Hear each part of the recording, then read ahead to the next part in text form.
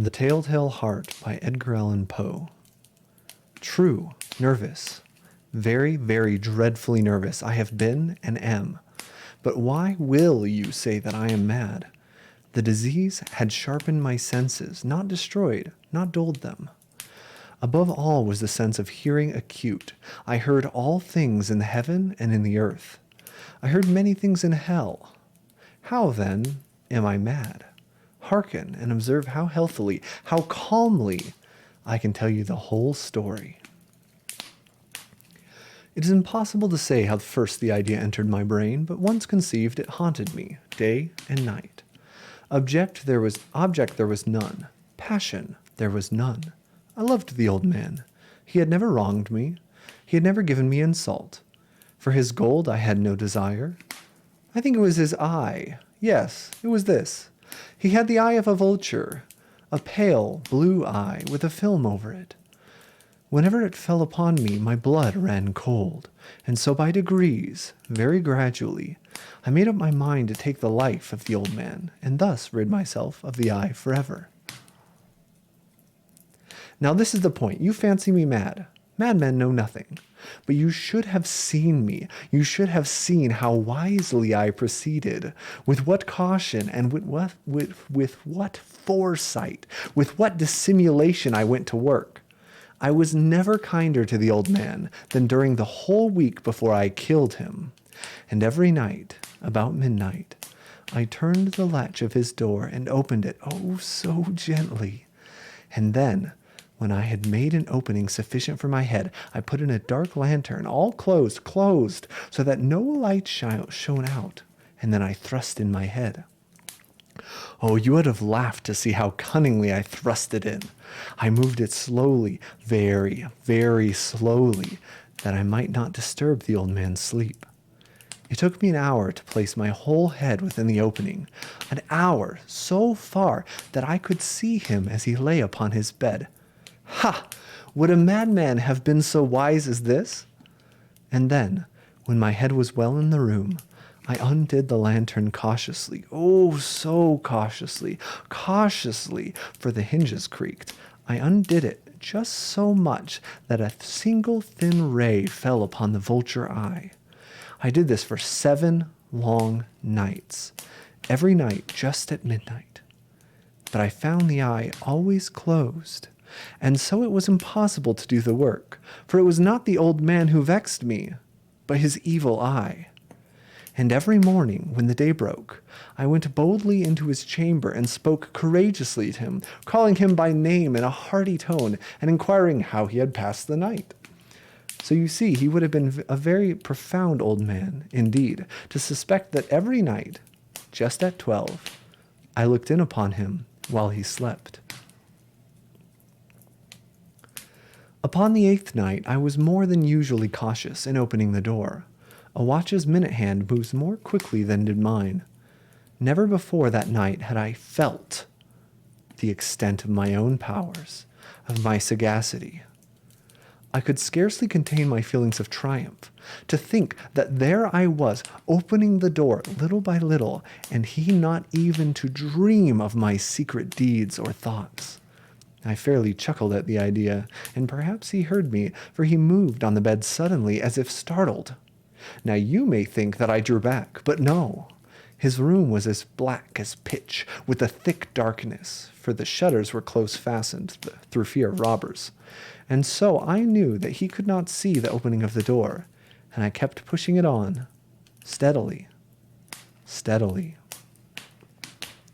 I had my head in, and was about to open the lantern, when the thumb slipped upon the tin fastening, and the old man sprang up in bed, crying out, "Who's there?" I kept quiet and said nothing. For a whole hour I did not move a muscle, and in the meantime I did not hear him lie down. He was still sitting up in the bed listening, just as I have done, night after night, hearkening to the death watches in the wall. Presently I heard a slight groan, and I knew it was the groan of mortal terror. It was not a groan of pain or of grief. Oh no, it was the low, stifled sound that arises from the bottom of the soul when overcharged with awe. I knew the sound well. Many a night, just at midnight, When all the world slept, it has welled up from my own bosom, deepening with its dreadful echo the terrors that distracted me. I say I knew it well. I knew what the old man felt, and pitied him. Although I chuckled at heart, I knew that he had been lying awake ever since the first slight noise, when he had turned in his bed. His fears had been ever growing upon him. He had been trying to fancy them causeless, but could not. He had been saying to himself, "It is nothing but the wind of the chimney. It is only a mouse crossing the floor," or "It is merely a cricket which has made a single chirp." Yes, he had been lying to comfort himself with these suppositions, but he had found all in vain. All in vain, because death, in approaching him, had stalked with this black shadow before him and enveloped the victim. And it was the mournful influence of the unperceived shadow that caused him to feel, although he neither saw nor heard, to feel the presence of my head within the room. When I had waited a long time, very patiently, without hearing him lie down, I resolved to open a very, very little crevice in the lantern. So I opened it, you cannot imagine how stealthily, until at last a single dim ray, like the length of a spider, shot from out of the crevice and fell full upon the vulture eye. It was open, wide, wide open, and I grew furious as I gazed upon it. I saw it with perfect distinctness, all a dull blue with a hideous veil over it that chilled the very marrow in my bones. But I could see nothing else of the old man's face or person, for I had directed the ray as if by instinct, precisely against the damned spot. And have I not told you what you mistake for madness is but over acuteness of the senses? Now, I say, there came to my ears a low, dull, quick sound, such as a watch makes when enveloped in cotton. I knew that sound well, too. It was the beating of the old man's heart. It increased my fury as the beating of a drum stimulates the soldier into courage. But even yet I refrained and kept still. I scarcely breathed. I held the lantern motionless. I tried how steadily I could maintain the ray upon the eye. Meantime, the hellish tattoo of the heart increased. It grew quicker and quicker, and louder every instant. The old man's terror must have been extreme. It grew louder, I say, louder every moment. Do you mark me well? I have told you that I am nervous. So I am. And now at the dead hour of the night, amid the dreadful silence of that old house, so strange a noise as this excited me to uncontrollable terror. Yet, for some minutes longer, I refrained and stood still. But the beating grew louder. I thought the heart must burst. And now a new anxiety seized me. The sound would be heard by a neighbor. The old man's hour had come. With a loud yell, I threw open the lantern and leaped into the room. He shrieked once only. In an instant, I dragged him to the floor and pulled the heavy bed over him. I then smiled gaily to find the deed so far done. But for many minutes, the heart beat on with a muffled sound. This, however, did not vex me. It would not be heard through the wall. At length, it ceased. The old man was dead. I removed the bed and examined the corpse. Yes, he was stone dead.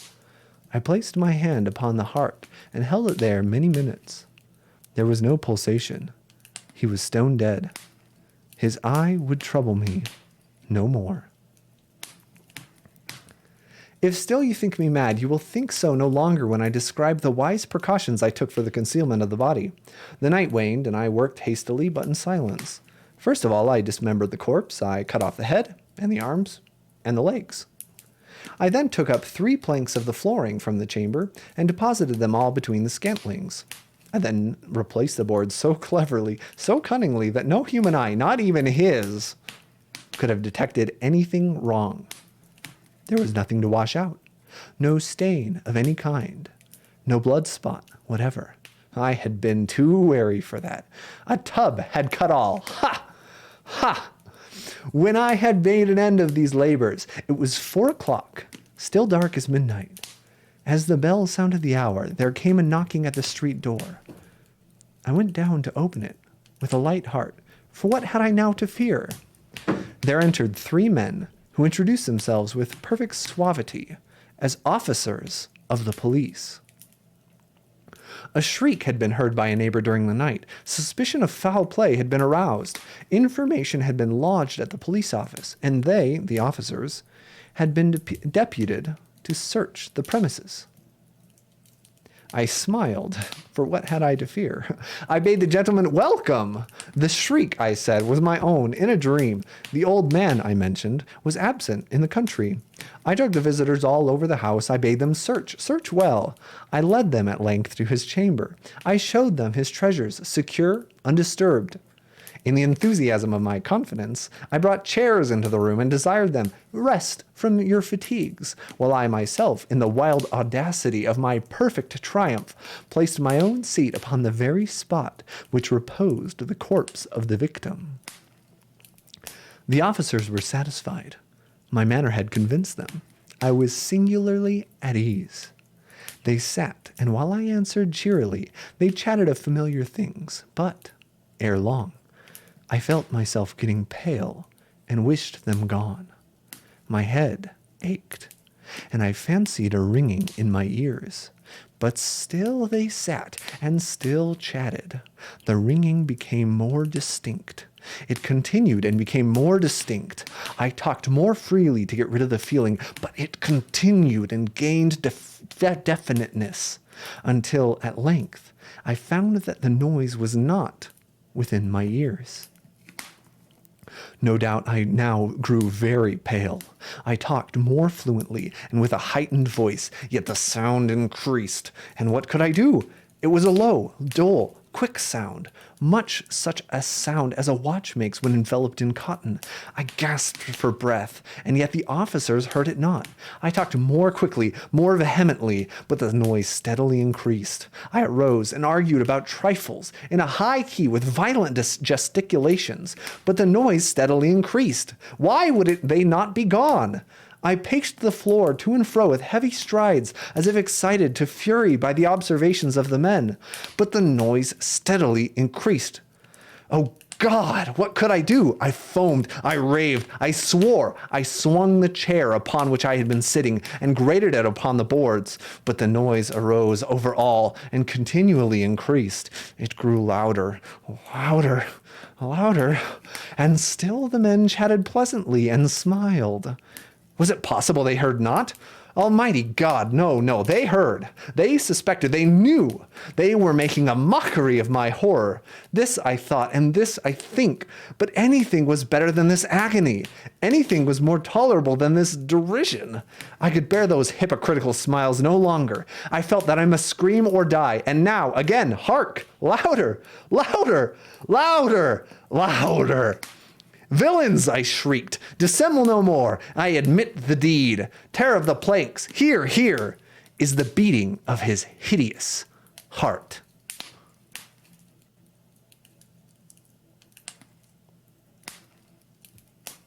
Yeah, definitely not crazy. That guy, not crazy at all. He's gonna get arrested. He's gonna get hanged.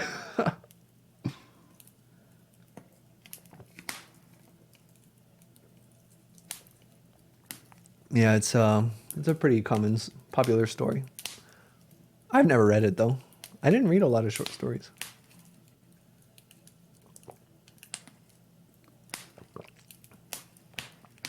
Your English teacher reenacted a murder every year.